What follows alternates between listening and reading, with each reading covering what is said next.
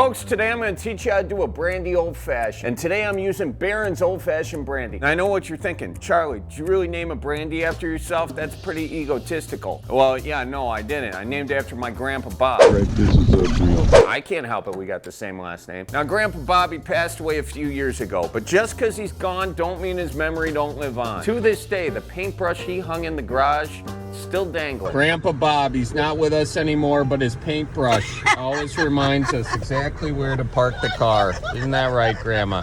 That's right. God love him. All right, well, enough chit-chatting. Let's get this old-fashioned done real quick once. Grab your glass, grab your buck knife, cut an orange. There we go. Sorry, orange, can't win them all. Doesn't matter how you cut the slice. The important part is you're using a buck knife, okay? Toss a little orange thing in the glass, you bet your ass. How about a sugar cube? Why not? And then a cherry. Go in with the fingers. Add a couple 2-3 dashes of bitters. Now, let me start by saying that an old-fashioned is like a fingerprint. You don't want to leave one at a crime scene. I mean, each one is unique in its own way. If you're like, Charlie, you're making that wrong, keep in mind, I don't care what you think, I just care what I drink. And from here, ladies and gents, start your muddler.